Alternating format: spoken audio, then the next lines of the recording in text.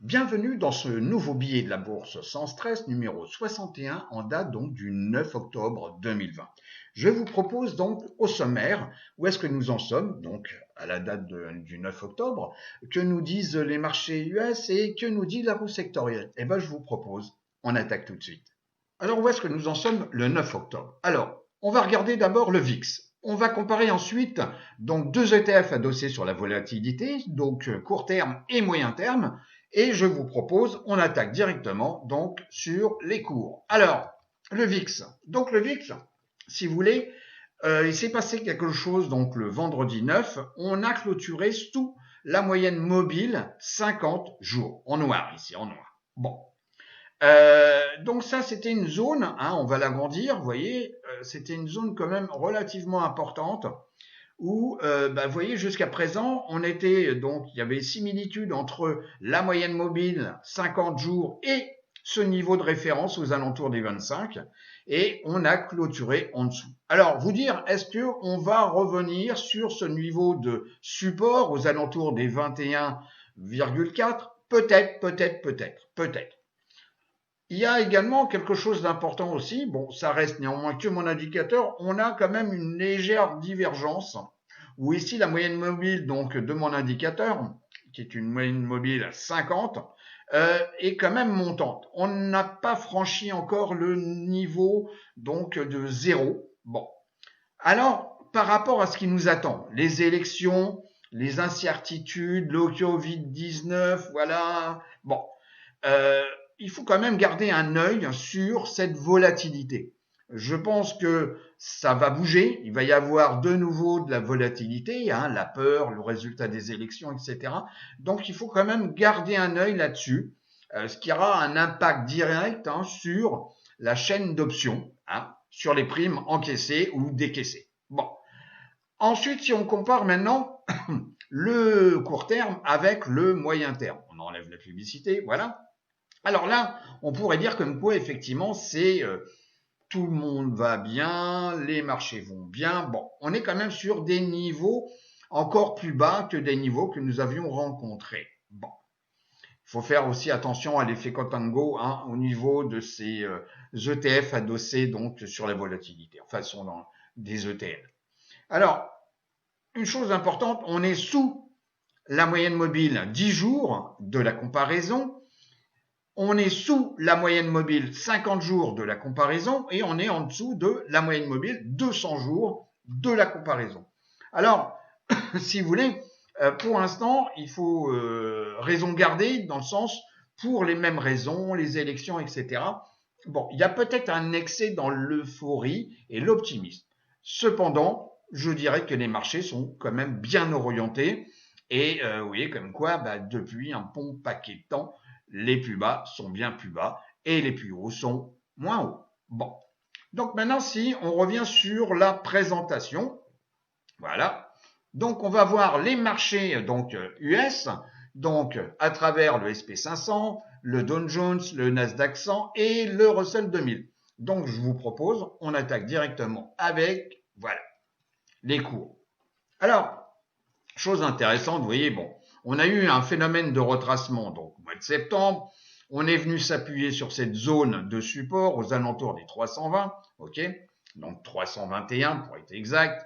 Et puis on est reparti donc vers des plus hauts de quelques jours, hein, puisqu'on a cassé le plus haut. Donc vendredi, on a un plus haut par rapport ici, et on a toujours ce niveau de référence, hein, qui est ici, qui était le plus haut historique qu'on avait donc réussi à atteindre au début du mois de septembre. Alors là, effectivement, si vous voulez, on est donc au-dessus de la moyenne mobile 50, au-dessus de la moyenne mobile 10 jours, qui elle-même risque de croiser à la hausse la 50, et on est largement au-dessus donc de la 200 jours, et qui est, elle, est bien montante. Bon. Donc pour les SP500, je dirais comme quoi il y a un bon contexte, on risque effectivement de revenir ici, bon, et après on verra ce qui se passe. Voilà. Donc, si maintenant on regarde donc de nouveau ma présentation, voilà, on va regarder donc le SP500 et on va regarder également la saisonnalité du SP500. On l'avait déjà évoqué, donc puisqu'on a fini le mois de septembre, la semaine dernière, je n'étais pas disponible donc pour faire ce billet de la bourse sans stress, et donc on est parti sur un nouveau mois, le mois d'octobre. Alors le mois de septembre, on l'avait évoqué, on avait 64% des fois sur donc 10 ans, 2009-2019, où on finissait plus haut à la fin du mois de septembre qu'on avait commencé au début du mois de septembre. Bon. Et puis, vous voyez comme quoi on a exactement le même ratio pour le mois d'octobre. Bon, on vient juste de le commencer, on verra à la fin. Mais en tous les cas, voilà, il faut garder ça aussi dans la tête. Il n'y a que le mois de novembre où c'est un des meilleurs mois entre 2009 et 2019. Donc pour l'instant, on en est là. Alors on va regarder donc les cours. On va regarder donc le SP500, donc en mensuel. Eh bien, vous voyez comme quoi, déjà, premièrement, au mois de septembre, on a fini plus bas qu'on avait commencé. Bon, donc ça veut dire que par rapport à ici, eh ben, on se situe, vous voyez, au mois de septembre, on est dans cette zone-là, entre les 100% et 65 ici, où, eh ben, effectivement, on est plus bas à la fin du mois qu'on avait commencé. Alors, est-ce que ça va être la même chose pour le mois d'octobre? Je ne sais pas. Je n'ai pas la boule de cristal, mais en tous les cas, pour ce mois de septembre 2020, on a fini plus bas. Et on revient sur le cours. Bon, bah, vous voyez, donc, ce sont des bougies mensuelles. Déjà, premièrement, on est sur la partie haute des bandes de Bollinger. On est au-dessus, ici, de la moyenne mobile, donc 17 mois. Et en même temps, on est également sur les 50 ici de l'excursion de la volatilité des bandes de Bollinger. Bon. Donc, pour l'instant, je dirais comme quoi on a quand même une tendance qui est quand même haussière. Il y a eu cette réaction qu'on a vue donc en début d'année avec le Covid, etc. Mais en tous les cas, on est quand même bien au-dessus de la moyenne mobile, 17 mois. Donc je pense, je reste néanmoins très positif et optimiste sur l'évolution des marchés. Je reviens donc sur la présentation, voilà. Et on va voir maintenant le QQ. Alors, le Nasdaq 100. Le Nasdaq 100, donc, qui est ici, qui est pas là, on va venir ici, voilà. Donc, le Nasdaq 100, hop, voilà. Vous voyez comme quoi le Nasdaq 100, c'est pareil, c'est quelque chose de très fort, si vous voulez. Je vous parle très souvent de la technologie, et parce qu'elle est indispensable dans notre monde moderne, et on le voit bien. Les systèmes de visioconférence pour permettre le télétravail. On a donc le cloud, de plus en plus actif. La technologie au niveau des semi-conducteurs, donc les téléphones de plus en plus performants, etc., les PC, plein d'autres gadgets, les objets communicants. Donc il y a plein de choses qui s'appuient sur la technologie.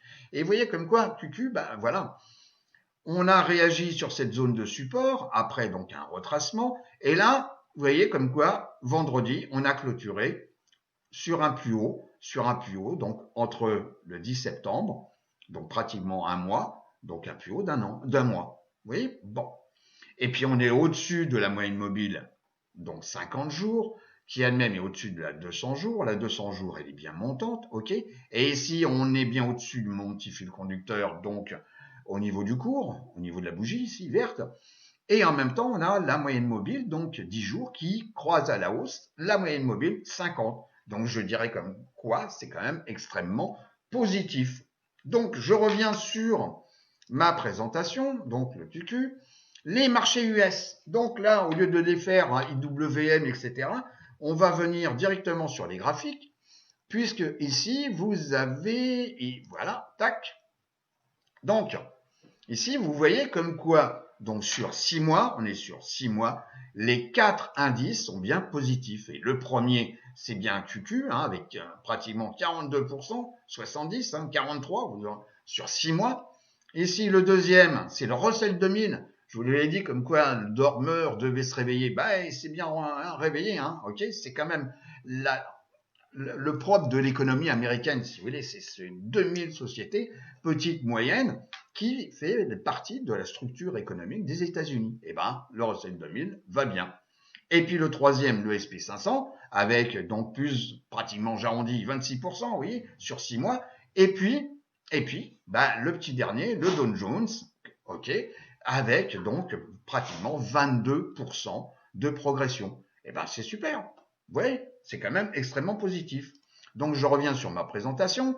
Donc, on va reparler également, je vous l'avais indiqué parce que c'est important hein, sur ces valeurs de croissance, ok, les FANG, hein, ce qu'on appelle les FANG, donc Facebook, Amazon, enfin etc. Et je vous avais fourni donc un ETF qui s'appuie sur ces sociétés vraiment high-tech et vraiment voilà des sociétés de croissance. Voilà. Donc on va retourner voir les graphiques, voilà. Donc vous voyez. Même chose, on a eu un retracement, donc c'est l'effet du mois de septembre, ok. Et puis là, bah, je dirais comme quoi on est au-dessus de la moyenne mobile 10 jours, ok. Donc, bah, voilà, tout va bien.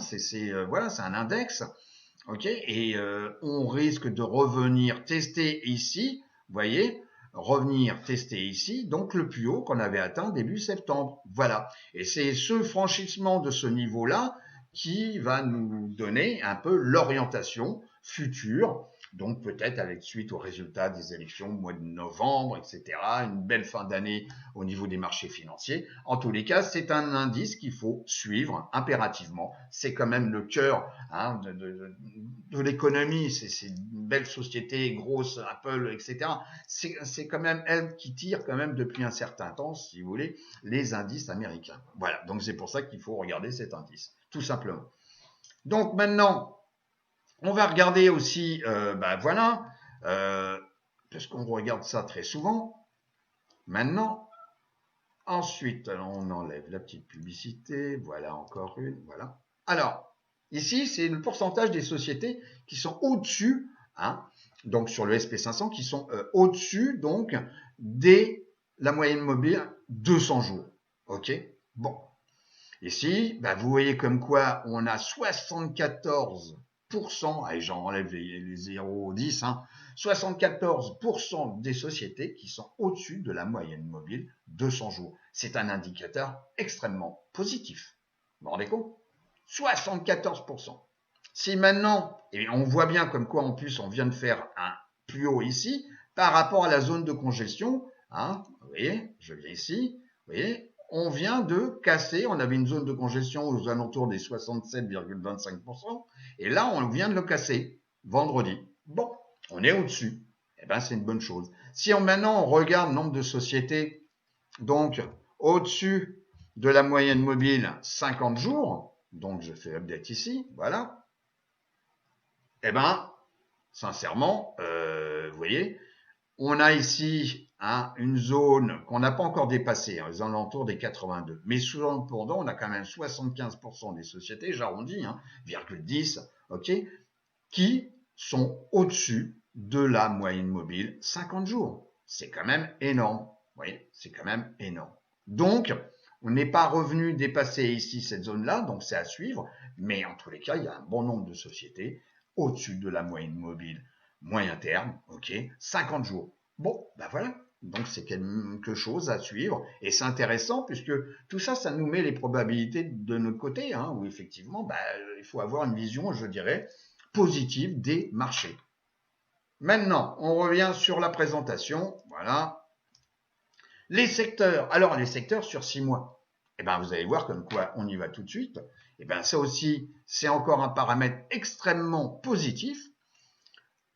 Vous avez pratiquement de la roue sectorielle la totalité donc de ces secteurs qui sont positifs, sauf, et c'est l'éternel, je dirais, retardataire, l'énergie, bon, qui se reprend, mais c'est le seul, l'énergie. C'est le seul qui est négatif sur 6 mois. Ils sont tous positifs. Et le premier, c'est quand même là aussi assez révélateur, c'est XLY, discretionary. C'est quand même très, très, très révélateur. Et si on voit la trombinette, on va y aller tout de suite, comme ça, voilà, XLY. Vous voyez comme quoi, là aussi, on vient titiller ici avec un plus haut aux alentours, vous voyez, hein, des 150... attendez, bougez pas. On va faire ça comme ça parce que lui, il m'embête, voilà. Ouais, au niveau des 153,50, ok. Donc, c'est maintenant le franchissement de cette résistance qui va nous donner le fil conducteur. Vous voyez comme quoi mon fil conducteur, on est au-dessus, hein, le cours est bien au-dessus de la moyenne mobile 10 jours, et puis on est bien au-dessus de la 50 et on est bien au-dessus de la 200. Et la 200, elle est bien haussière, la 50 aussi. Et puis là, on va attendre pour la 10 jours hein, que effectivement le cours nous dise quelque chose à partir donc de la semaine prochaine. Voilà. Ok. Donc je reviens sur les secteurs. Voilà. Les secteurs. Bon, voyez, hein, deuxième, c'est la technologie. Depuis le temps que j'en parle. Donc là, on avait fait un plus haut ici au mois de septembre. Ok. Bon, on est en train de s'en rapprocher. On voit bien comme quoi on a une belle pente ici en termes de progression. Le troisième secteur, XLB, hein, je vous avais parlé comme quoi XLB et XLI, hein, les industriels, c'est à suivre. Ok, ils avaient un peu de retard et ça correspond intégralement à l'orientation de la roue sectorielle. Ok, où effectivement, quand le business se développe, on va avoir les matériaux de base et les industriels pour tout ce qui est infrastructure, les chantiers, etc., etc. Et puis on a les industriels, voilà, hein, XLB, XLI, ok. Là, c'est donc les communications, voilà. Bon, là c'est pas mal, hein. On est donc en 5e position. Et puis ici, la santé qui s'est repris, donc. Et puis ici les couches culottes, hein, XLP. Et puis ici les financières, qui végètent un peu. Et puis ici les utilities qui sont positifs. Bon.